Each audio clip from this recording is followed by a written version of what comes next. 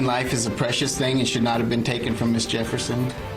This incident has eroded the trust that we have built with our community, and we must now work even harder to ensure that trust is restored. Right now at 11, Fort Worth's interim police chief speaks out after a former officer is charged with murder. Calls for justice grow louder, and a family struggles to move forward after tragedy. We understand that, life does have to progress, but right now it's hard to even take a step forward. Good morning, everyone. We're glad you're with us. I'm Russ McCaskey. And I'm Karen Borda. We've got live team coverage this morning. Jennifer Lindgren is in Dallas with more on the family's reaction. But first, we want to send it over to Nicole Jacobs. She is in Fort Worth. Nicole. Karen, new this midday, CBS 11 has just made contact with Aaron Dean's attorney. He declined to comment on this situation, stating that perhaps he would make a statement later on. But I can tell you, Chief Ed Kraus cut this morning's press conference short after taking a few questions that made him emotional.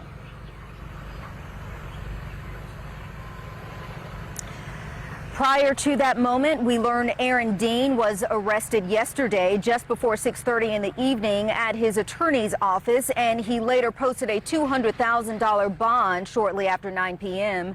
He was charged with murder for shooting and killing Atatiana Jefferson in her home. Dean did not give a statement to investigators before he resigned, so the chief does not know exactly why the former officer fired his weapon, although Dean's attorney says he would provide a statement at a later date. This morning, Chief Kraus apologized on behalf of the department, saying no action he could ever take would bring Jefferson back. He promised her family would have the final say and that Dean would have his day in court. The chief begs the citizens of Fort Worth for time as they make the right moves. To the citizens and the residents of our city, we understand your frustration and disappointment. I too am frustrated and disappointed by what occurred and the officer's actions. We never want an officer's response to a call to end in the loss of life. We have a great many officers who work extremely hard every day, and they do this at great sacrifice and with a servant's heart. I ask you to please do not let the actions of one officer reflect on the other 1,700. In the meantime, the chief says they plan on bringing in outside resources to make sure the men and women of this department are utilizing the best standard practices possible. I can also tell you that almost immediately after this press conference, the Jefferson family was commenting on Dean's arrest and that murder charge in Dallas. Let's go over now to Jennifer Lindgren with more on that. Yeah, thank you, Nicole. Atatiana Jefferson's family spoke here briefly this morning. Her three siblings answered a few questions, and they told us that justice for them did not end with Aaron Dean's arrest and murder charge. Justice, the family says, would be a conviction and appropriate sentence, and they plan to see that prosecution through. Jefferson's family puts blame not only on Dean, who fired the shot, killing Atatiana, but on a breakdown of policing, they say. They want to know more about what happened Saturday morning. Is there additional body camera video from other officers?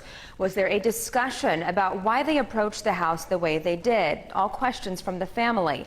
They noted how Fort Worth city leaders condemning the shooting is a positive response, but for now, Atatiana's brother, Darius Carr, says it is only words.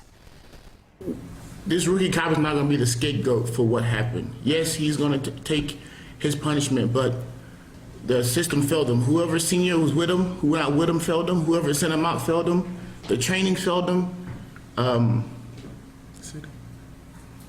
There's a lot that has to get fixed. The city failed him.